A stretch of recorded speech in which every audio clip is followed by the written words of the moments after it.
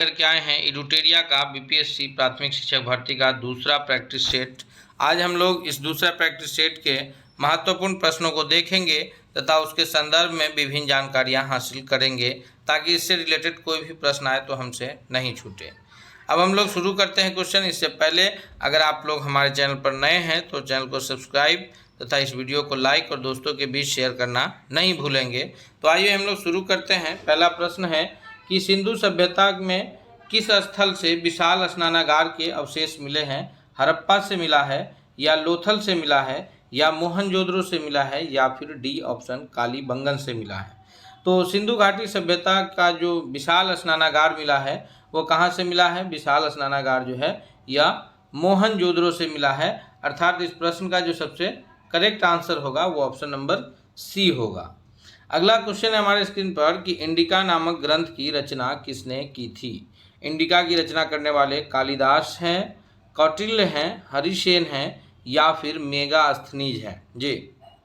तो इंडिका की जो रचना है वो कौन किए हैं? इंडिका की रचना जो किए हैं उनका नाम आता है मेगास्थनीज। अर्थात इस प्रश्न का जो सबसे करेक्ट आंसर होगा दूसरा नंबर क्वेश्चन का वो ऑप्शन नंबर डी होगा कि मेगास्थनीज के द्वारा जो है वो इंडिका की रचना की गई थी तथा कौटिल्य के द्वारा, जो कि चंद्रगुप्त मौर्य के ने इन्हें प्रधानमंत्री के रूप में नियुक्त किया था, कौटिल्य को, इनके द्वारा जो पुस्तक रचना की गई थी उनका नाम है अर्थशास्त्र और इंडिका की रचना जो है वो मेगास्थनीज ने किया था। अब हम लोग बढ़ते हैं अगले प्रश्न की ओर। अगला प्रश्न है हमारे स्क्रीन पर क्वेश्चन नंबर तीसरा है कि भारत और 10 राजाओं के बीच भारत और 10 राजाओं के बीच दशराज युद्ध किस नदी के तट पर हुआ था? बिपाशा नदी, शतुद्री नदी, पुरुषपनी या फिर चिनाब नदी। तो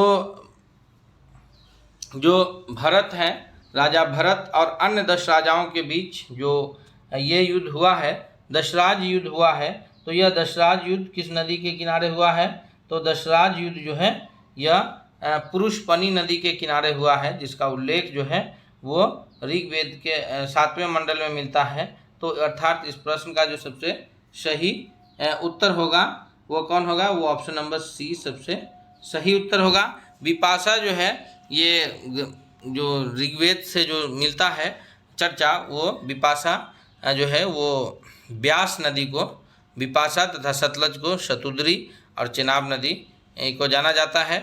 तो ये भी प्रश्न बन सकता है कि ब्यास को किस नाम से जाना जाता है? तो विपाशा नदी के नाम से जाना जाता था। अभी आधुनिक युग में हम लोग उसको ब्यास नदी के नाम से जानते हैं। आगे है कि 563 ईसा पूर्व में गौतम बुद्ध का जन्म कहाँ हुआ था? कुंडलग्राम या फिर लुम्बिनी या फिर राजगिरी या कुशीनगर। तो गौतम बुद्ध का जो जन्म हुआ है वो बिहार के पड़ोसी देश या भारत का पड़ोसी देश नेपाल के लुम्बिनी वन में हुआ है। अर्थात इस प्रश्न का जो सबसे करेक्ट आंसर होगा वो होगा ऑप्शन नंबर बी कि गौतम बुद्ध जो कि बौद्ध धर्म के संस्थापक के रूप में जाने जाते हैं, उनका जन्म 563 ईस्वी में ईसा पूर्व में लुम्बिनी में हुआ है तथा जो महापरिनिर्वाण है वो 483 ईसा पूर्व में हुआ है। हम सभी याद रखेंगे। अगला प्रश्न है क्वेश्चन नंबर 5वां कि विक्रम संवत का आरंभ कब माना जाता है? विक्रम संवत जो है वो एक कैलेंडर के रूप में जाना जाता है। तो विक्रम संवत कैलेंडर का जो आरंभ है वो 57 ईसा पूर्व है या फिर 57 ईस्वी है या 70 ईसा पूर्व है या 78 ईस्वी है। तो विक्रम संवत की जो शुरुआत है वो आज से 57 ईसा पूर्व में शुरू हुआ था। यानी कि अगर हम लोग बात करें तो अभी विक्रम संवत कैलेंडर के हिसाब से जो 2023 चल रहा है तो उसमें 57 साल और ऐड कर दीजिए तो उसका वो ईस्वी चल रहा है। तो इसकी जो शुरुआत है वो 57 ईसा पूर्व पहले हुआ है। तो ऑप्शन नंबर ए करेक्ट होगा। अगला है 6ठा नंबर क्वेश्चन है कि गुप्त शासकों की शासकीय यानी राजकीय भाषा क्या थी? गुप्त शासक ने जो शासन किया तो उस समय राजकीय भाषा प्राकृत थी, पाली थी या संस्कृत या फिर हिंदी थी। तो इस प्रश्न का जो सबसे करेक्ट आंसर होगा कि गुप्त शासकों की जो शासकीय भाषा रही है, राजकीय भाषा रही है, वो कौन भाषा रही है? तो गुप्त शासकों की जो राजकीय भाषा रही है वो रही है संस्कृत भाषा। अर्थात इस प्रश्न का सबसे correct answer option number C होगा कि गुप्त शासकों की शासकीय भाषा संस्कृत रही है। अब हम लोग बढ़ते हैं अगले प्रश्न की ओर। 7वां नंबर प्रश्न है हमारे स्क्रीन पर कि एलोरा का प्रसिद्ध शिव मंदिर का निर्माण किस शासक ने कराया था। एलोरा का जो प्रसिद्ध शिव मंदिर है इसका निर्माण कृष्ण प्रथम कराए थे, या फिर दंती दुर्ग, या अमोघ वर्ष, या फिर कृष्ण द्वितीय। तो जो एलोरा का प्रसिद्ध शिव मंदिर है इसका निर्माण कराने का जो श्रेय है वो कृष्ण प्रथम को जाता है, अर्थात इस प्रश्न का जो सबसे करेक्ट आंसर होगा वो ऑप्शन नंबर ए होगा। अगला है 8वां नंबर क्वेश्चन है हमारे स्क्रीन पर कि महमूद गजनवी ने भारत पर कितनी बार आक्रमण किया था। 19 बार, 17 बार, 27 बार, या फिर 16 बार। तो महमूद गजनवी जो है वो 1009 से शुरू करके और लगभग 1027 तक भारत पर जो है वो लगभग जो है 17 बार आक्रमण किया है, और उसका अंतिम आक्रमण जो है वो गुजरात में था। तो इस प्रकार हम लोग देखते हैं कि इस प्रश्न का जो सबसे सही उत्तर है वो ऑप्शन नंबर बी है। अगला है कि दिल्ली सल्तनत का वास्तविक संस्थापक किसे माना जाता है। अलाउद्दीन खिलजी को, कुतुबुद्दीन को, इल्तुतमिश को, या फिर बख्तियार खिलजी को। तो दिल्ली सल्तनत की जो स्थापना है वो 1206 ईस्वी में हुआ, और वो पहला जो शासन रहा वो गुलाम वंश का शासन रहा। दिल्ली सल्तनत में 4 अलग अलग वंश के लोगों ने शासन किया था, गुलाम वंश, खिलजी वंश, तुगलक वंश और लोधी वंश। तो उसमें से जो ये है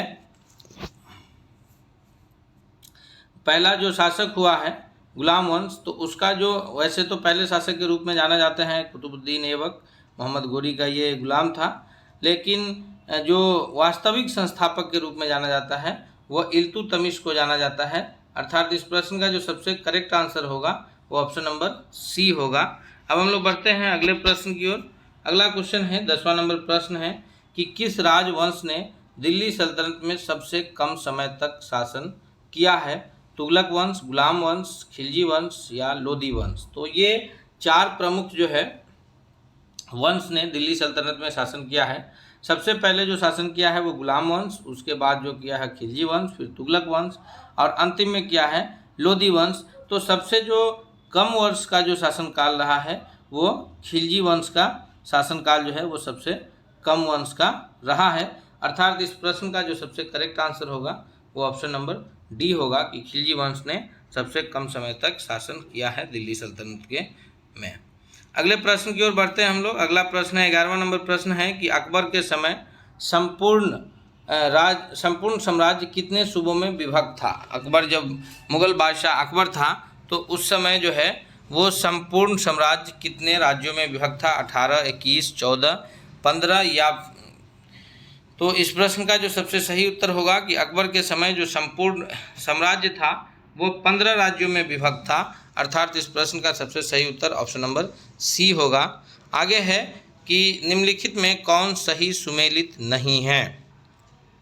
पुर्तगाल, कोचीन, डेनिश, त्रैमकोर, डच, मसूलीपट्टनम, या फिर फ्रांसीसी कालीकट। तो इस प्रश्न का जो सबसे सही उत्तर होगा कि सबसे पहले कौन कहाँ अपना जो है ये शुरू किया है, कारखाना स्थापित करने का कार्य शुरू किया है। तो जो सुमेलित नहीं है तो यहाँ पर अगर हम लोग देखें तो पुर्तगाली का कोचीन में सुमेलित है, डेनिश का त्रैंकोबर में सुमेलित है, डच मसूलीपट्टनम में सुमेलित है। लेकिन अगर हम लोग फ्रांसीसी का देखें तो इसका दिया हुआ है कालीकट, जो कि गलत है।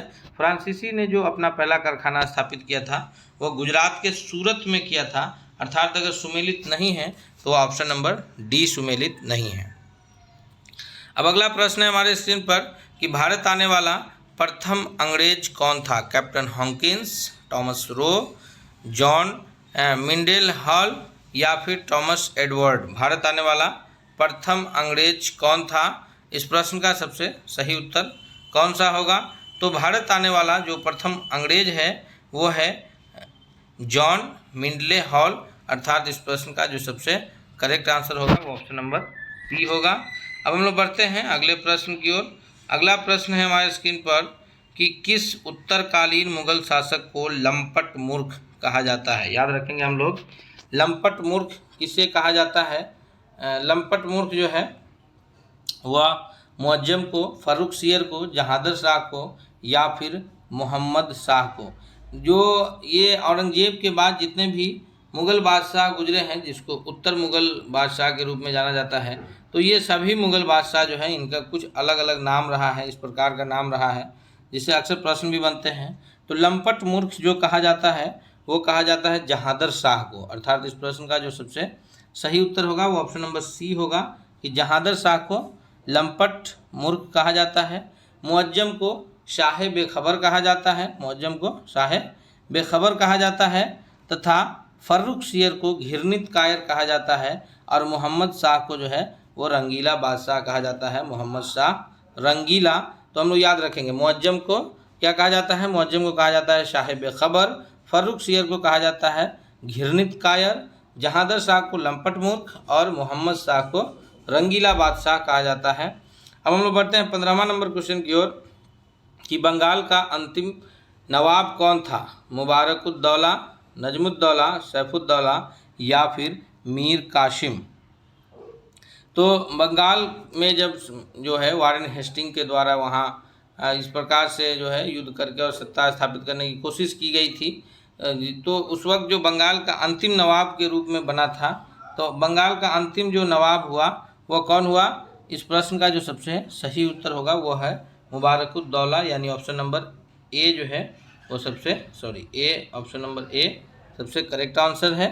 आगे है कि first war of Indian independence नामक पुस्तक की रचना किसने की थी। First war of Indian independence नामक पुस्तक की रचना एस.एन. सेन किया है, आर.सी. मजुमदार किया है, या फिर वी.डी. सावरकर किए या अशोक मेहता किए हैं। तो first war of Indian independence की जो नामक पुस्तक की जो रचना है वो किया गया है विनायक दामोदर सावरकर के द्वारा, अर्थात इस प्रश्न का जो सबसे सही उत्तर होगा वो ऑप्शन नंबर सी है। अब हम लोग बढ़ते हैं अगले क्वेश्चन की ओर कि वेद समाज की स्थापना किसने किया था। देवेंद्रनाथ टैगोर ने, जो कि रविंद्रनाथ टैगोर के भाई हैं। आगे है एम.जी. रनाडे, महादेव गोविंद रनाडे या श्री राम वाजपेयी या श्री धरुल नायडू।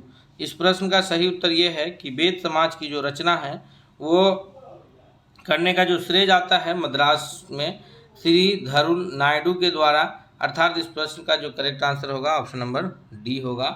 अब हम लोग बढ़ेंगे अगले प्रश्न की ओर। अगला क्वेश्चन है हमारे स्क्रीन पर 18वां और 19वां नंबर क्वेश्चन की पाइक विद्रोह किसके नेतृत्व में हुआ था। चित्तर सिंह, वेलुथम्पी या फिर बख्शी जगबंधु या गोमधर कुंवर, किनके नेतृत्व में पाइक विद्रोह हुआ है। इस प्रश्न का जो सबसे सही उत्तर होगा, पाइक विद्रोह जो उड़ीसा राज्य में हुआ है वो बख्शी जगबंधु के नेतृत्व में हुआ है, अर्थात इस प्रश्न का जो सबसे करेक्ट आंसर है वो ऑप्शन नंबर सी है। अब हम लोग बढ़ते हैं अगले प्रश्न की ओर। 19वां नंबर क्वेश्चन कि निम्नलिखित में कौन सुमेलित नहीं है, पत्र पत्रिकाएं और उनके संपादक। तो बंगाल गजट ये है जेम्स ऑगस्टस हिक्की, सोम प्रकाश, ईश्वर चंद्र विद्यासागर, बंगदूत राजा राम मोहन राय। तो अगर हम लोग ये देखें या फिर इनमें से कोई नहीं, तो सही सुमेलित की बात करें तो बंगाल गजट जो है वह जेम्स ऑगस्टस हिक्की के द्वारा उसका संपादन किया गया, सोम प्रकाश ईश्वरचंद्र विद्यासागर के द्वारा किया गया तथा बंगदूत राजा राम मोहन राय के द्वारा किया गया। तो अगर हम लोग ध्यान दें इस पर तो ये सभी सुमेलित नज़र आ रहे हैं, अर्थात इस प्रश्न का जो ऑप्शन होगा वो ऑप्शन नंबर डी हो जाएगा, यानी इनमें से कोई नहीं, सभी सुमेलित है, गलत सुमेलित कोई नहीं है। अब हम लोग बढ़ते हैं अगले प्रश्न की ओर। अगला क्वेश्चन है हमारे स्क्रीन पर क्वेश्चन नंबर 20वां नंबर प्रश्न है कि भारत में 3 विश्वविद्यालय कलकत्ता, मद्रास, मुंबई की स्थापना किस घोषणा पत्र के द्वारा किया गया। भारत में जो 3 विश्वविद्यालय है कलकत्ता में, उसके बाद मद्रास में, फिर बम्बई में, तो यह 1839 की मैकाले घोषणा के तहत किया गया या 1854 का उड्स डिस्पैच के तहत किया गया या रैले कमीशन जिसको विश्वविद्यालय कमीशन भी कहा जाता है या फिर हंटर शिक्षा आयोग के द्वारा किया गया। तो हम सभी जानते हैं कि जो 3 विश्वविद्यालय की स्थापना किया गया है या उड्स डिस्पैच 1854 के द्वारा किया गया है, जिस समय जो है डलहौजी का शासनकाल था यहाँ, तो उसी समय यह किया गया था। अर्थात ऑप्शन नंबर बी जो है वो करेक्ट आंसर होगा। ऑप्शन नंबर बी सबसे करेक्ट आंसर होगा। आगे है कि भारत में न्यायिक सेवा के जनक किनको माना जाता है? लॉर्ड कॉर्नवालिस को, वारेन हेस्टिंग को, हम्पे को या फिर लॉर्ड हेस्टिंग को। तो भारत में जो न्यायिक सेवा के जनक माने जाते हैं वो वारेन हेस्टिंग को माना जाता है, और इन्होंने ही दीवानी और फौजदारी मामला में न्यायालय की स्थापना किए थे। अर्थात इस प्रश्न का जो सबसे करेक्ट आंसर है ऑप्शन नंबर बी है। 22वां नंबर प्रश्न है कि निम्नलिखित में कौन सी घटना सबसे बाद में घटित हुई है? सिंध को अंग्रेजी साम्राज्य में मिलाया गया, प्रथम अंगल सिख युद्ध, तृतीय अंगल बर्मा युद्ध या फिर विधवा पुनर्विवाह अधिनियम। तो अगर हम लोग एक एक को देखें तो सिख को अंग्रेजी राज्य में जो मिलाया गया वो 1843 में मिलाया गया। प्रथम अंगल युद्ध जो हुआ है वो 1845 से 46 में हुआ है। विधवा पुनर्विवाह जो अधिनियम पारित हुआ, यानी कि ये सबसे सती प्रथा पर अंत किया गया और विधवा पुनर्विवाह जो उसको कानूनी ये मिला, ये 1856 में मिला है। तथा तृतीय अंगल जो बर्मा युद्ध है वो 1885-86 में हुआ है। तो अगर हम लोग ध्यान दें कि सबसे बाद में जो घटित हुआ है वो कौन हुआ है, तो सबसे बाद में जो घटित हुआ है वो ऑप्शन नंबर डी हो जाएगा कि तृतीय अंगल ऑप्शन नंबर डी यानी तृतीय अंगल, ऑप्शन नंबर सी तृतीय अंगल बर्मा युद्ध। तो इस प्रश्न का जो सबसे सही उत्तर होगा वो ऑप्शन नंबर सी हो जाएगा। आगे है कि पूना सार्वजनिक सभा के संस्थापक कौन हैं? एम.जी. रनाडे हैं, जी.वी. जोशी हैं या एस.एच. चिपुलकर है या उपरोक्त सभी है। तो अगर हम लोग बात करें कि पूना में जो सार्वजनिक सभा की स्थापना हुआ है तो उसके संस्थापक सदस्यों में महादेव गोविंद रनाडे यानी एम.जी. रनाडे हैं, जी.वी. जोशी और ये एस.एच. चिपलुनकर, ये सभी शामिल है। तो इस प्रश्न का जो सबसे करेक्ट आंसर होगा वो ऑप्शन नंबर डी होगा। अब हम लोग बढ़ते हैं अगले प्रश्न की ओर। अगला क्वेश्चन है 24वां नंबर क्वेश्चन है कि भारतीय राष्ट्रीय कांग्रेस के प्रथम अंग्रेज अध्यक्ष कौन थे? अल्फ्रेड वेब, जॉर्ज यूल, एयोहरूम या फिर सर हेनरी कॉटन। तो भारतीय राष्ट्रीय कांग्रेस के जो प्रथम अंग्रेज अध्यक्ष हुए हैं, संस्थापक सदस्य तो है महोदय एयोह्यूम, जिनको एलन एक्टोवियन ह्यूम के नाम से जाना जाता है। 1885 में जो है स्थापना हुआ है, पहला सम्मेलन है। दूसरा सम्मेलन जो हुआ वो 1886 में हुआ, कलकत्ता में दादा भाई नौरोजी किए थे। तीसरा हुआ वो मद्रास में हुआ 1887 में, और उस वक्त बदरुद्दीन तैयब जी किए थे। और जो चौथा सम्मेलन हुआ था उस वक्त जो चौथे अध्यक्ष थे वो प्रथम अंग्रेज अध्यक्ष के रूप में भी जाने जाते हैं, वो जॉर्ज यूले महोदय हैं। और जो है 1888 में इन्होंने किया था, और ये सम्मेलन जो है ये इलाहाबाद में हुआ था। अर्थात इस प्रश्न का जो सबसे करेक्ट आंसर है ऑप्शन नंबर बी है। हम लोग बढ़ते हैं अगले प्रश्न की ओर कि निम्नलिखित में किस तिथि को बंगाल विभाजन की घोषणा की गई थी? लॉर्ड कर्जन के द्वारा जो है बंगाल विभाजन की घोषणा किया गया। प्रशासनिक हिसाब से कि एक पूर्वी बंगाल होगा और एक पश्चिमी बंगाल होगा। तो ये जो घटना ये हुआ, सक्रिय हुआ, ये किस तिथि से जाकर के ये हुआ? तो बंगाल विभाजन जो है, ये बंगाल विभाजन की जो घोषणा है तो घोषणा की गई थी वो 20 जुलाई 1905 को किया गया। तो घोषणा पूछ रहा है तो इसलिए ऑप्शन नंबर सी करेक्ट होगा। और अगर वो प्रभावी की बात किया जाए कि प्रभावी कब से हुआ है, तो प्रभावी हुआ है 16 अक्टूबर 1905 से। तो जो पूर्वी बंगाल अलग और पश्चिम बंगाल अलग अलग जो प्रभावी हुआ वो 16 अक्टूबर 1905 से हुआ है, और घोषणा जो हुआ है वो 25 जुलाई 1905 को हुआ है, इसलिए ऑप्शन नंबर सी करेक्ट होगा। आगे है कि लंदन में कर्जन वायली की हत्या किसने की थी? उधम सिंह, मदन लाल ढींगरा, बसंत कुमार या फिर बीपी वाडिया। तो कर्जन वायली की जो हत्या लंदन में जाकर के किए थे वो मदन लाल ढींगरा के द्वारा किया गया था। अर्थात इस प्रश्न का जो सबसे करेक्ट आंसर होगा ऑप्शन नंबर बी है। अगला क्वेश्चन है कि असहयोग आंदोलन का प्रस्ताव किसने प्रस्तुत किया? महात्मा गांधी, विजय राघवाचार्य, चित्तरंजन दास या फिर वीजी तिलक। तो जो असहयोग आंदोलन का प्रस्ताव कांग्रेस के अधिवेशन में जो दिसंबर 1920 में नागपुर में अधिवेशन चल रहा था, उसमें जो प्रस्तुत किए थे वो किए थे CR दास यानी चित्तरंजन दास ने असहयोग आंदोलन का प्रस्ताव प्रस्तुत किए थे। अर्थात इस प्रश्न का जो सबसे करेक्ट आंसर होगा वो ऑप्शन नंबर सी होगा। अब हम लोग बढ़ते हैं अगले प्रश्न की ओर। अगला क्वेश्चन है हमारे स्क्रीन पर कि गांधी जी की दांडी मार्च की तुलना नेपोलियन के पेरिस मार्च एवं मुसोलिनी के रोम मार्च से किसने किया था। गांधी जी जो है वो 12 मार्च 1930 को अपने अनुयायियों के साथ जो है वो साबरमती आश्रम से दांडी तक की यात्रा किए थे। तो इस दांडी यात्रा की जो तुलना है वो नेपोलियन के पेरिस मार्च और मुसोलिनी के रोम मार्च से किया गया था। तो यह कौन किए थे, इस बात की तुलना जवाहरलाल नेहरू किए थे, सुभाष चंद्र बोस या फिर सरदार पटेल या राजेंद्र प्रसाद। तो इसका जो सबसे करेक्ट आंसर होगा वो है सुभाष चंद्र बोस। आप लोग भी आंसर कमेंट जरूर कीजिएगा जो आंसर सही हो, तथा आप लोग सभी प्रश्नों को हल करने के पश्चात इसका आंसर एक बार जरूर कमेंट कीजिएगा कि आपने कितने प्रश्नों को हल किया है। तो सुभाष चंद्र बोस ने किया था और सुभाष चंद्र बोस ने ही महात्मा गांधी को राष्ट्रपिता का उपाधि भी दिए थे। अगला प्रश्न है कि 1937 के प्रांतीय चुनाव में कांग्रेस द्वारा बहुमत प्राप्त प्रांतों की संख्या कितनी थी, 8, 6, 5 या फिर 10। तो 1937 में जो प्रांतीय चुनाव हुआ था वो कुल 11 प्रांतों में चुनाव हुआ था, जिसमें से 5 प्रांतों में जो है कांग्रेस को बहुमत प्राप्त हुआ था। अर्थात इस प्रश्न का जो सबसे करेक्ट आंसर होगा वो ऑप्शन नंबर सी है। अगला है कि समाचार पत्रों का मुक्तिदाता किसे कहा जाता है, यानी समाचार पत्रों पर जो अलग अलग प्रकार के जो ये लगे थे, रोक लगे थे, तो उसे मुक्तिदाता के रूप में किसे जाना जाता है, लॉर्ड एमहर्स्ट को, विलियम बेंटिंग को, ऑकलैंड को या फिर चार्ल्स मैटकॉफ को। तो चार्ल्स मैटकॉफ को जो है वो माना जाता है समाचार पत्रों का मुक्तिदाता, क्योंकि समाचार पत्रों पर जितने भी प्रतिबंध लगे थे इनको इन्होंने निरस्त करने का कार्य किया था।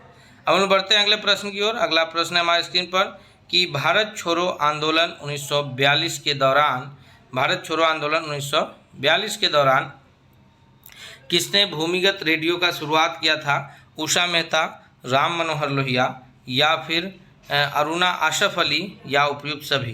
तो भारत छोड़ो आंदोलन 1942 में जो चला, जिसमें महात्मा गांधी ने करो या मरो का नारा दिया था, तो उस समय जो रेडियो का, भूमिगत रेडियो का संचालन करने का कार्य किए हैं वो सभी किए हैं, उषा मेहता, राम मनोहर लोहिया, अरुणा आसफ अली, अर्थात डी ऑप्शन सबसे करेक्ट होगा।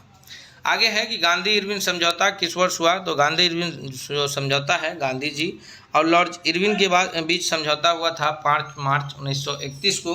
अर्थात ये प्रश्न सबसे सही उत्तर ऑप्शन नंबर बी होगा।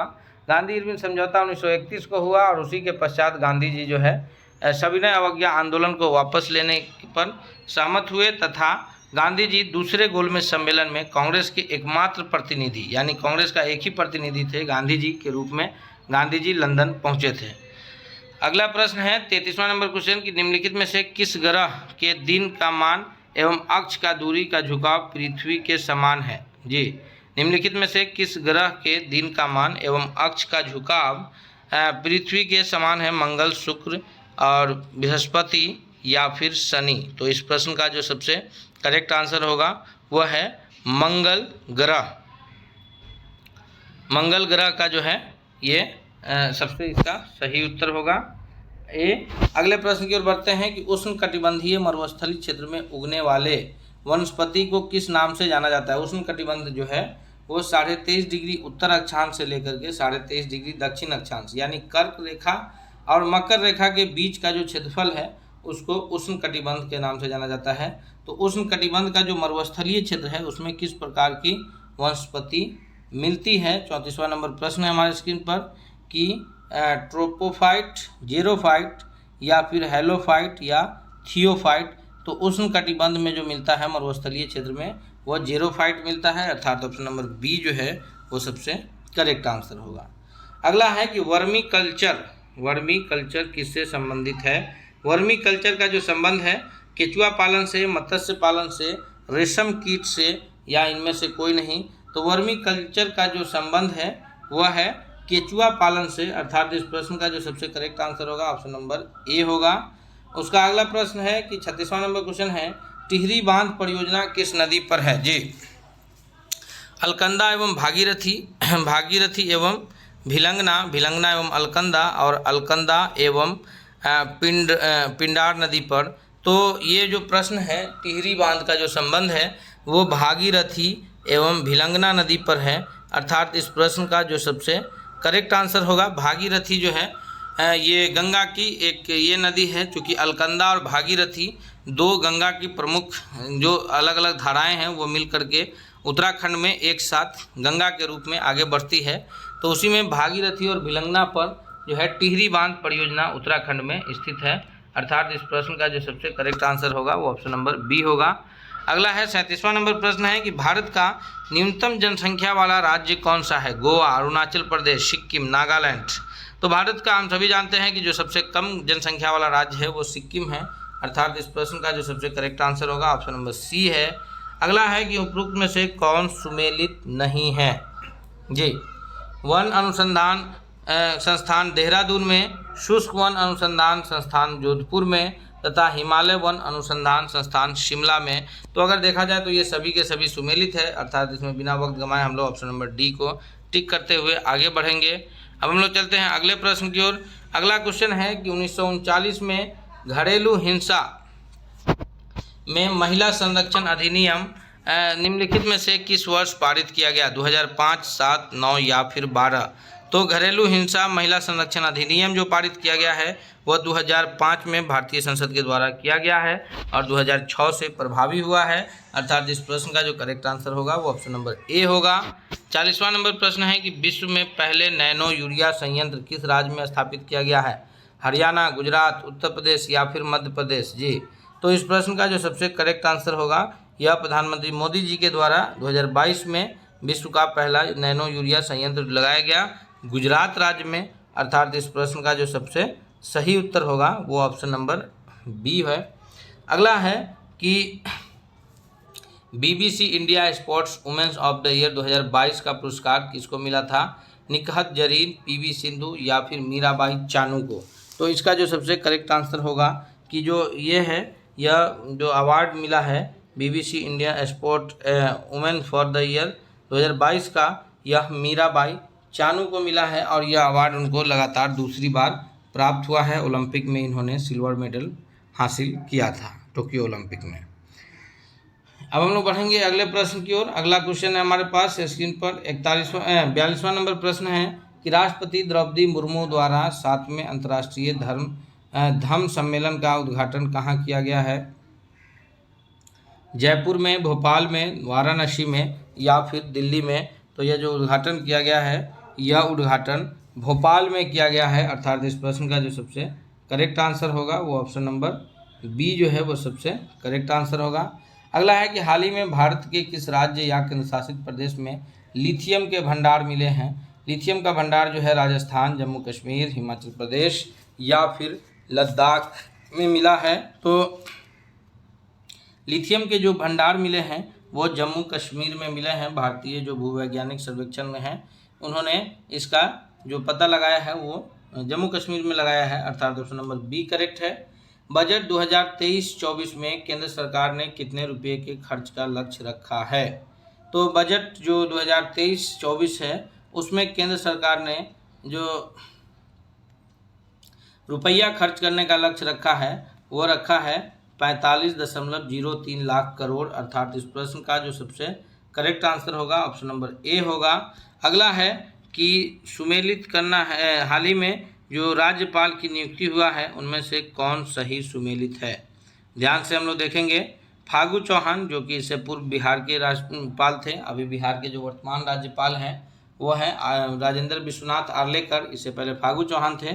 तो फागू चौहान को सिक्किम का है, हिमाचल प्रदेश शिव प्रताप शुक्ल हैं, राजेंद्र विश्वनाथ आर्लेकर मेघालय हैं और CP राधाकृष्ण बिहार। तो देखा जाए तो इसमें जो सबसे जो सही सुमेलित है वो केवल एक है, हिमाचल प्रदेश के Shiv Pratap Shukla, option number B जो है वो करेक्ट है, बाकी सभी गलत है क्योंकि फागू चौहान को मेघालय का बनाया गया है और राजेंद्र विश्वनाथ आर्लेकर अभी वर्तमान में आज जो वीडियो हम लोग ये कर रहे हैं इसमें आज तक ये राजेंद्र विश्वनाथ आर्लेकर है आज 23 जुलाई को। अब आगे नियुक्ति में क्या होगा तो ये परीक्षा से पहले अगर चेंज हो जाएगा तो इसका अपडेट भी आपको हमारे चैनल के माध्यम से मिल जाएगा। अगला प्रश्न है कि the blue book A rights journal पुस्तक किसने लिखी है। The blue book rights journal पुस्तक के जो लेखक हैं वो अमिताभ राव हैं, जे साई दीपक है, या फिर रस्किन बॉन्ड है, या गौतम बोरा है। तो इस प्रश्न का जो सबसे करेक्ट आंसर है ऑप्शन नंबर ए है कि अमिताभ राव हैं। अगला है कि फरवरी 2023 में 12वां विश्व हिंदी जो सम्मेलन का आयोजन कहाँ किया गया था। पापुआ न्यू गिनी में, ऑस्ट्रिया में, फिजी में, या फिर फ्रांस में। तो इस प्रश्न का जो सबसे करेक्ट आंसर होगा वह है फिजी, यानी इसका जो आयोजन है फिजी में किया गया है। अगला प्रश्न है 48वां नंबर क्वेश्चन है हमारे स्क्रीन पर कि किस देश के राष्ट्रपति अब्दुल फतह अल सीसी भारत के 74वें गणतंत्र दिवस के मुख्य अतिथि थे। भारत का जो 74वां गणतंत्र दिवस मनाया गया उसमें जो मुख्य अतिथि के रूप में यहाँ आए थे अब्दुल फतह अल सीसी। यह कहाँ के राष्ट्रपति थे, तुर्की, यमन, ओमान या फिर मिस्र। तो हम सभी जानते हैं कि तुर्की के जो है अभी रजब तैयब एर्दोगान हैं। तो ये जो अब्दुल फतह अल सीसी जो हैं ये वर्तमान में मिस्र के जो है वो ये थे, और ये भारत में 74वें गणतंत्र दिवस पर मुख्य अतिथि के रूप में आए थे। ये भारत का ये रहा है कि हर वर्ष गणतंत्र दिवस के अवसर पर कोई एक मुख्य अतिथि के रूप में आते हैं। ग्लोबल इनोवेशन इंडेक्स 2022 के आधार पर नवाचार मामले में भारत को कौन सा स्थान मिला है। तो ग्लोबल इनोवेशन इंडेक्स में 40वां स्थान भारत को प्राप्त हुआ है, अर्थात ऑप्शन नंबर ए जो है वो करेक्ट आंसर होगा। Option number A correct answer होगा। अगला है कि दुनिया का पहला नेजल कोविड वैक्सीन किस कंपनी ने विकसित किया है। सीरम इंस्टीट्यूट ऑफ इंडिया ने, जॉनसन एंड जॉनसन ने, भारत बायोटेक ने, या फिर फाइजर ने। तो जो पहला नेजल कोविड वैक्सीन है वो विकसित करने का जो काम किया है वो भारत बायोटेक किया है, अर्थात ऑप्शन नंबर सी जो है वो करेक्ट आंसर होगा। अब हम लोग बढ़ते हैं अगले प्रश्न की ओर। अगला क्वेश्चन है हमारे स्क्रीन पर कि कोशिका में राइबोसोम की अनुपस्थिति में कौन सा कार्य संपादन नहीं होगा। यदि अगर कोशिका में राइबोसोम की अनुपस्थिति पाया जाए तो श्वसन का कार्य नहीं होगा, या फिर प्रोटीन संश्लेषण नहीं होगा, या कार्बोहाइड्रेट का संश्लेषण नहीं होगा, या उत्सर्जन नहीं होगा। तो कोशिका में यदि राइबोसोम की उपस्थिति पाई जाए तो जो कार्य संपादन है वो प्रोटीन का संश्लेषण नहीं होगा, अर्थात ऑप्शन नंबर बी जो है वो करेक्ट होगा कि प्रोटीन के संश्लेषण के लिए राइबोसोम का होना जो है वो अत्यंत आवश्यक है। अगला है कि ऐसे रोग जो बहुत समय तक बने रहते हैं उस रोग को क्या कहा जाता है। तीव्र रोग, लोक लक्षण, चिरकालिक, या फिर रोग चिन्ह। तो जो ऐसा रोग जो बहुत समय तक बना रहता है उसको चिरकालिक कहा जाता है, जैसे दम्मा है, गठिया है, या फिर डायबिटीज है। तो ये सारे जो है रोग है जो अधिक समय तक बने रहते हैं, अर्थात इस प्रश्न का जो करेक्ट आंसर है ऑप्शन नंबर सी है। अगला है कि इनमें कौन सा प्रकाश संश्लेषी अंगक है, यानी किस में जो है प्रकाश संश्लेषण का मुख्य कार्य जो है वो होता है। पत्ती है, जड़ है, या फिर हरित लवक है, या स्टोमेटा है। तो अगर हम लोग ध्यान से देखें तो पत्ती में पाया जाता है हरित लवक जो प्रकाश संश्लेषी अंगक के रूप में। हरित लवक में जो है वो क्लोरोफिल नामक वर्णक पाया जाता है, और वो वर्णक का कार्य है कि जो सूर्य की प्रकाश पड़ता है उससे भोजन तैयार करना। तो इस प्रश्न का जो सबसे करेक्ट आंसर होगा वो ऑप्शन नंबर सी होगा, यानी हरित लवक, जिसको क्लोरोफिल वर्णक के रूप में जाना जाएगा। अगला है क्वेश्चन नंबर 54 कि निम्न में सामान्यतः किसका उपयोग पादप कोशिका द्वारा ऊर्जा उत्पादन के लिए किया जाता है। जो 54 नंबर क्वेश्चन है कि पादप कोशिका में ऊर्जा उत्पादन के लिए कार्बोहाइड्रेट, एमिनो अम्ल, विटामिन सी, या फिर वसाम्ल। तो ऊर्जा उत्पादन के लिए जो इस्तेमाल किया जाता है वो कार्बोहाइड्रेट का किया जाता है, अर्थात ऑप्शन नंबर सी करेक्ट होगा। अगला है कि फ्लोएम में खाद्य पदार्थों का परिवहन पौधे में किस दिशा से होता है। पौधे में जो परिवहन तंत्र है उसमें दो प्रमुख ऊतक जो है भाग लेते हैं, एक जाइलम और एक फ्लोएम। दोनों का कार्य है परिवहन करना, यानी कि पदार्थों को ढो करके पहुंचाना।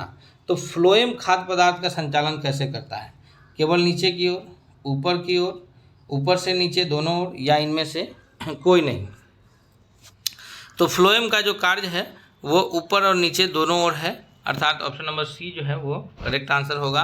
और पौधे में जो जल का परिवहन है, जड़ से लेकर के पत्ती तक पहुंचाने का काम है, वो जाइलम के द्वारा किया जाता है। दो प्रमुख ऊतक है पौधे में, जाइलम और फ्लोएम, जिसका कार्य क्या है कि परिवहन करने का कार्य है।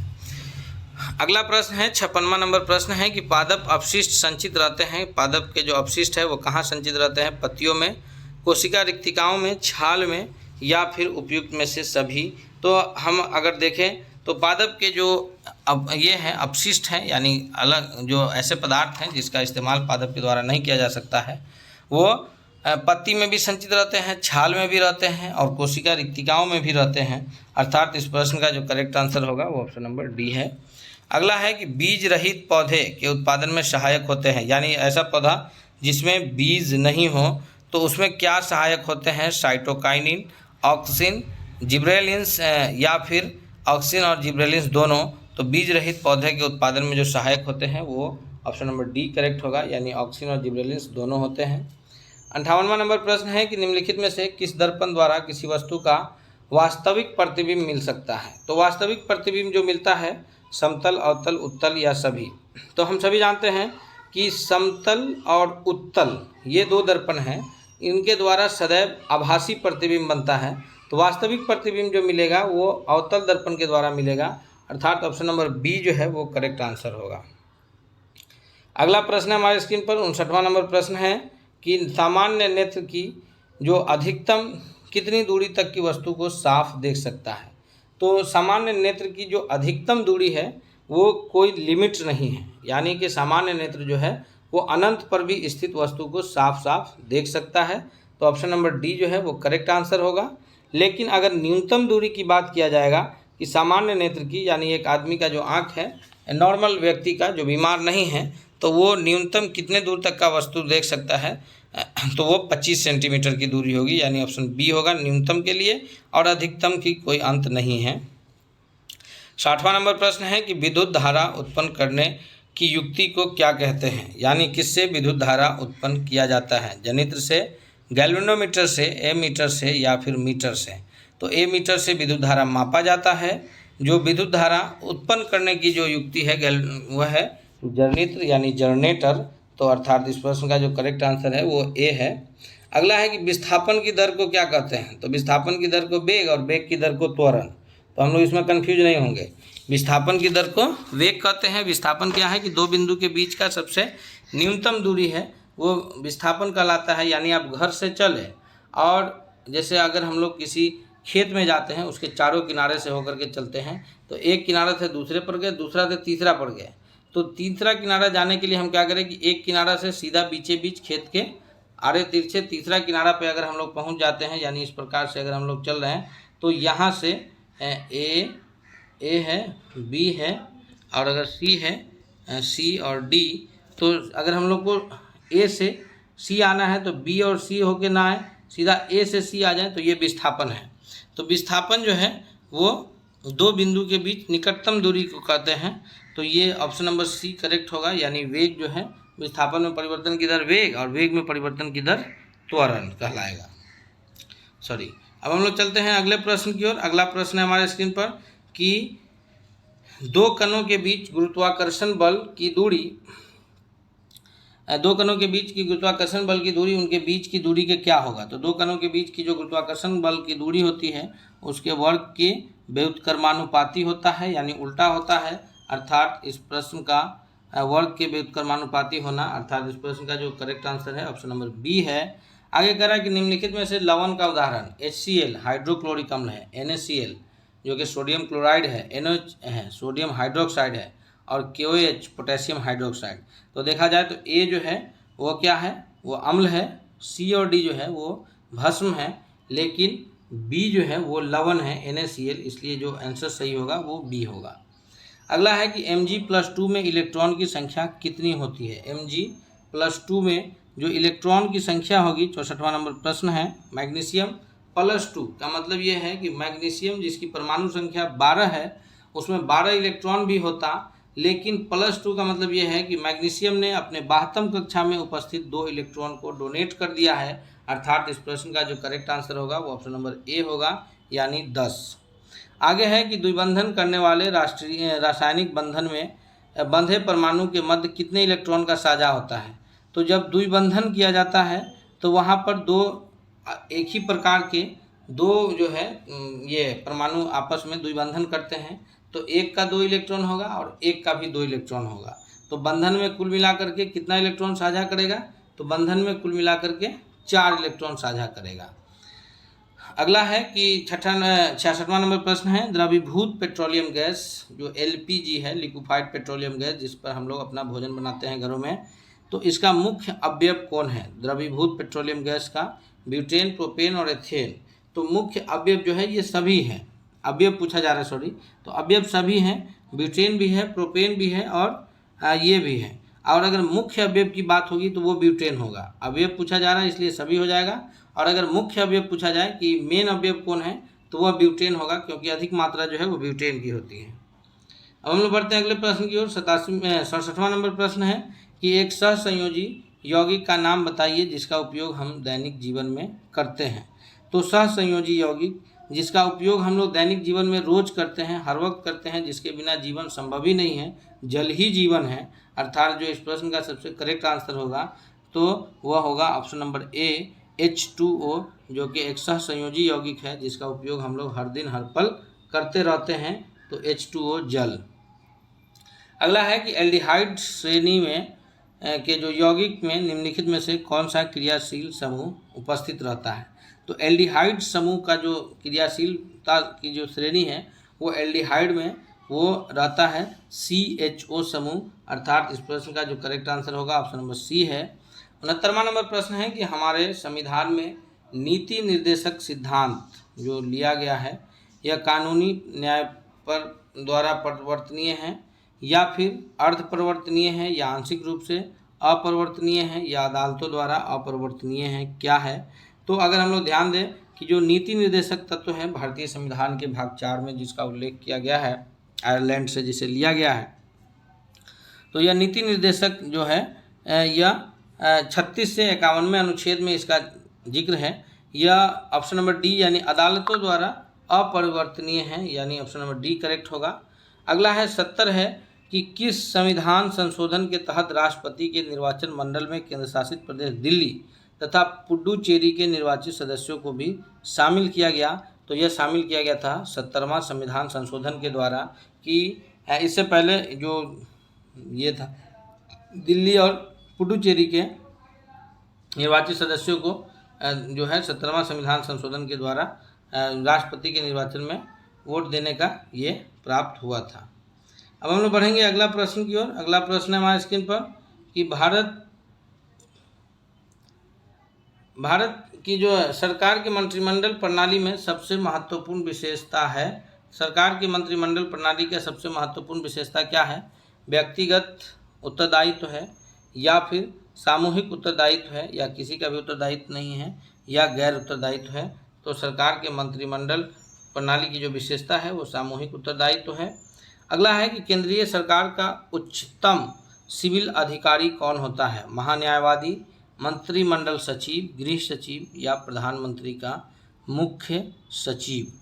तो 72वां नंबर प्रश्न का जो सबसे ये है कि केंद्रीय सरकार का जो उच्चतम सिविल अधिकारी होता है वो मंत्रिमंडल का सचिव होता है, यानी पूरे मंत्रिमंडल का जो सचिव है वो ये होता है। अर्थात इस प्रश्न का जो सबसे करेक्ट आंसर होगा वो ऑप्शन नंबर बी होगा।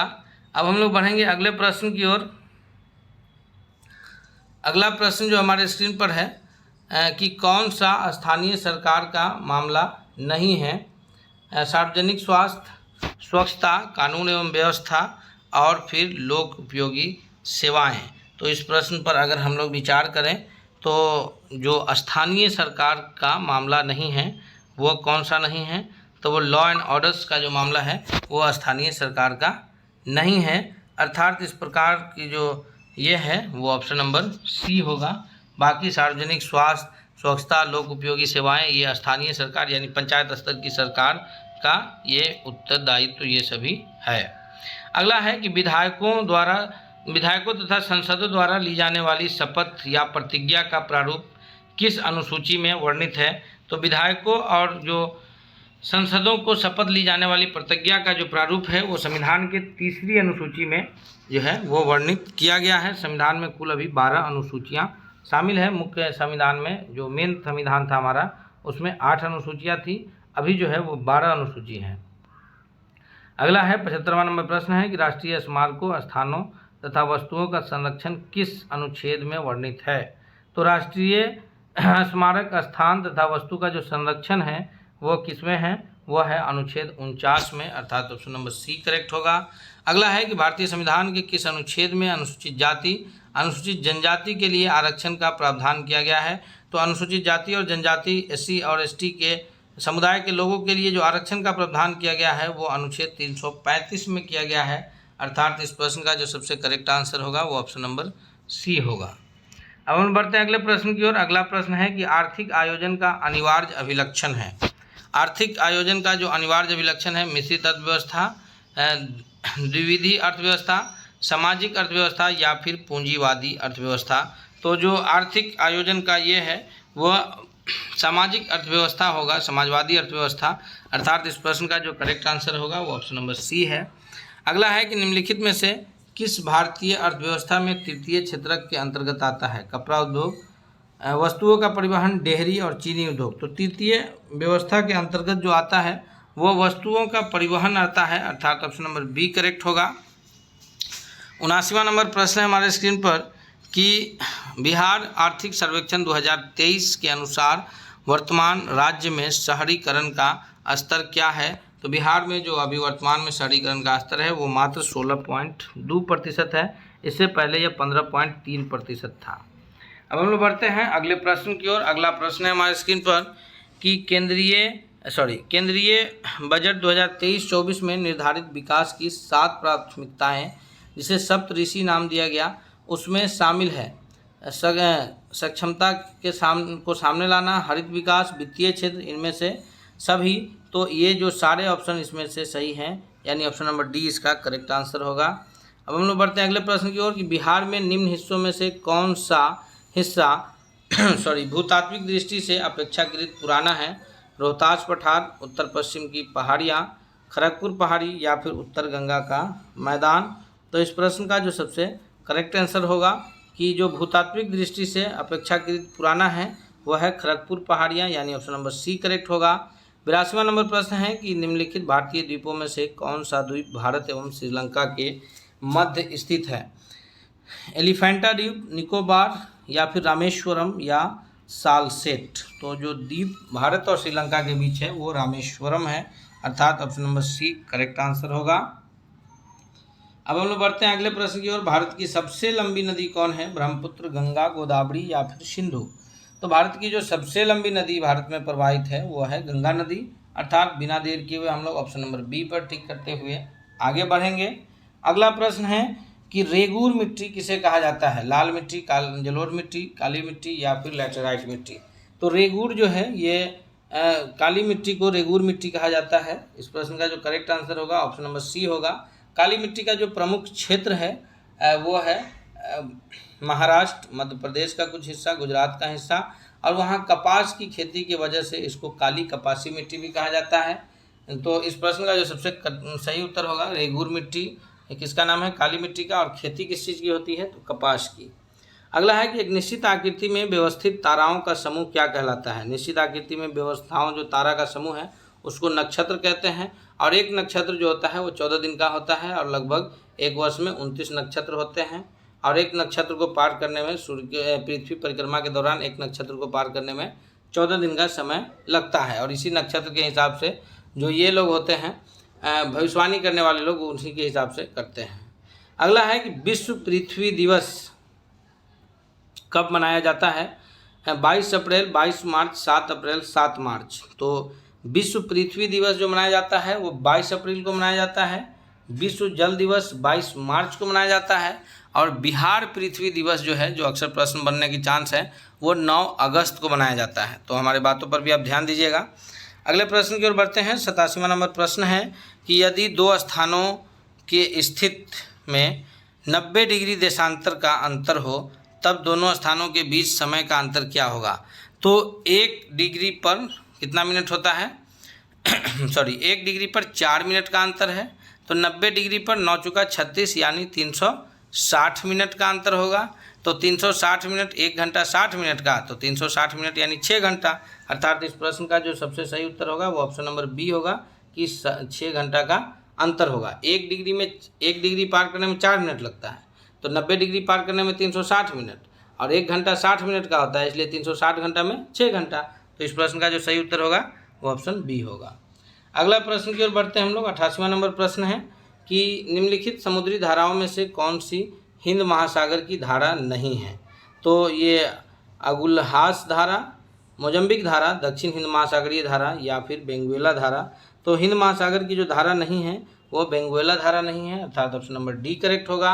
अगला है कि 89 नंबर, इनमें से कौन सा झील उत्तरी अमेरिका के ग्रेट लेक्स का हिस्सा है? तो बियर है, सुपीरियर है, ह्यूरॉन है या फिर मिशिगन है। तो ये बियर झील जो है यह हिस्सा नहीं है, बियर लेक्स। अगला प्रश्न है कि जैव विविधता का सबसे महत्वपूर्ण पहलू क्या है? भोजन, औषधि, औद्योगिक उपयोग या फिर पारिस्थितिकी तंत्र का निर्वहन। तो जैव विविधता का जो सबसे महत्वपूर्ण पहलू है वो इकोसिस्टम का जो है निर्वहन है, यानी पारिस्थितिकी तंत्र का निर्वहन है। अगला क्वेश्चन है कि 91 नंबर प्रश्न है कि निम्नलिखित में से ग्रीन हाउस प्रभाव में वृद्धि होती है? कार्बन मोनोऑक्साइड के कारण, कार्बन डाइऑक्साइड के कारण या फिर या ऑक्सीजन के कारण, उपयुक्त में से कोई नहीं। तो जो 91 नंबर प्रश्न है, 91 नंबर प्रश्न का जो सबसे सही उत्तर होगा कि ग्रीन हाउस के प्रभाव में वृद्धि किसके कारण से होती है? तो इस प्रश्न का जो सबसे सही उत्तर होगा वो होगा कार्बन डाइऑक्साइड के कारण, यानी ऑप्शन नंबर बी जो है वो करेक्ट होगा। अब हम बढ़ेंगे अगले प्रश्न की ओर।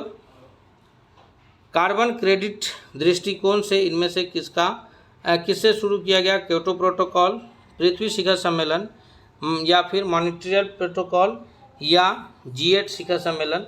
तो जो कार्बन क्रेडिट का दृष्टिकोण जो शुरू किया गया है वो क्योटो प्रोटोकॉल में किया गया, अर्थात इस प्रश्न का जो करेक्ट आंसर होगा वो ऑप्शन नंबर ए है। अगला है ओजोन परत संरक्षण दिवस कब मनाया जाता है? तो ओजोन परत संरक्षण दिवस जो मनाया जाता है यह 16 सितंबर को हर वर्ष मनाया जाता है, अर्थात इस प्रश्न का जो करेक्ट आंसर होगा वो भी ऑप्शन नंबर ए होगा। अब हम लोग बढ़ते हैं अगले प्रश्न की ओर कि राजीव गांधी वन्य जीव संरक्षण पुरस्कार दिया जाता है। जी, राजीव गांधी वन्य जीव संरक्षण पुरस्कार किसे दिया जाता है? इस प्रश्न का जो करेक्ट आंसर है वो क्या होगा? तो राजीव गांधी वन्य जीव संरक्षण पुरस्कार शैक्षणिक तथा शोध संसाधन को, वन्य जीव अधिकारियों को या वन्य जीव संरक्षकों को या फिर उपयुक्त में से सभी। तो इन सभी को जो है वो राजीव गांधी वन्य जीव संरक्षण पुरस्कार दिया जाता है, ऑप्शन नंबर डी करेक्ट होगा। भारत का राष्ट्रीय जैविक उद्यान स्थित है कहाँ है? भारत का जो राष्ट्रीय जैविक उद्यान है वो नई दिल्ली में स्थित है, अर्थात ऑप्शन नंबर सी करेक्ट होगा। 96 नंबर प्रश्न है कि निम्न में से किसकी my picture of free India नामक पुस्तक की रचना पंचायती राज व्यवस्था से संबंधित है?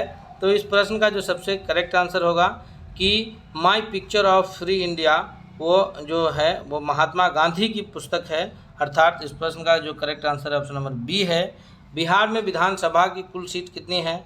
तो हम सभी जानते हैं कि बिहार विधानसभा जो निचली सदन है, बिहार मंडलीय सदन है, तो बिहार विधानसभा में जो सदस्यों की संख्या है वो 243 है, तथा बिहार विधान परिषद जो कि ऊपरी सदन है उसके सदस्यों की जो संख्या है वो केवल 75 है। अब हम लोग अगले प्रश्न की ओर बढ़ते हैं। अगला प्रश्न है हमारे स्क्रीन पर कि निम्न में से कौन पर्यावरण संतुलन के संरक्षण से संबंधित है? वन नीति, पर्यावरण सुरक्षा अधिनियम 1986, औद्योगिक नीति या शिक्षा नीति। तो पर्यावरण संतुलन के संरक्षण से जो संबंधित है वो कौन है? तो ये जो है ऑप्शन जो नीचे कूट है कि 1 2 2 3 या 1 2 3 या सभी चारों। तो ये सभी चारों जो हैं ये पर्यावरण संतुलन से संबंधित है, अर्थात ऑप्शन नंबर डी जो है करेक्ट आंसर होगा। 99 नंबर प्रश्न है कि निम्नलिखित में से कौन सी कृत्रिम पारिस्थितिकी तंत्र है, यानी कौन जो है वो मैनमेड इकोसिस्टम है। धान का खेत, वन, घास का मैदान, झील। तो हम सभी कह सकते हैं कि धान का खेत जो है यह मैनमेड इकोसिस्टम है, बाकी वन, घास और झील ये सभी ये हैं प्राकृतिक है। अगला है कि पारिस्थितिकी अस्थायी मितव्याप्ता है, किस आंदोलन का नारा है। एपिको आंदोलन, नर्मदा बचाओ, चिपको आंदोलन या इनमें से कोई नहीं। तो पारिस्थितिकी अस्थायी मितव्यापिता का जो नारा दिया गया था यह चिपको आंदोलन का नारा है। इसका आरंभ जो है 1970 में सुंदरलाल बहुगुणा के नेतृत्व में किया गया था, अर्थात इस प्रश्न का जो कि उत्तराखंड में किया गया था। इस प्रश्न का जो सबसे करेक्ट आंसर होगा वो ऑप्शन नंबर सी है। अब जो यहाँ पर जीएस से रिलेटेड प्रश्न थे वो यहाँ पर समाप्त होते हैं। 20 जो अगला प्रश्न होगा वो मैथ और रीजनिंग का होगा। तो हमने कहा था कि मैथ और रीजनिंग का जो है हम लोग एक अलग सेट बना करके और उससे जो महत्वपूर्ण प्रश्न है उसको हम लोग करेंगे। तो अर्थात यहाँ पर हम लोग इसको स्टॉप करते हैं और आगे मैथ रीजनिंग का हम लोग अगले उसको अलग हम लोग क्लास में अपलोड करेंगे। तो इस वीडियो को अगर पसंद आया तो लाइक और दोस्तों के बीच शेयर कीजिए तथा कमेंट करके बताइए कि आपने कितना उत्तर सही किया। मिलते हैं अगले सेट में जो कि बहुत जल्द अपलोड होगा। बने रहिएगा चैनल पर तथा इस वीडियो को लाइक और शेयर कीजिएगा ताकि और चैनल को सब्सक्राइब करके बेल आइकन दबा लीजिएगा ताकि अगला अपडेट आपको जल्द मिले। तब तक के लिए धन्यवाद।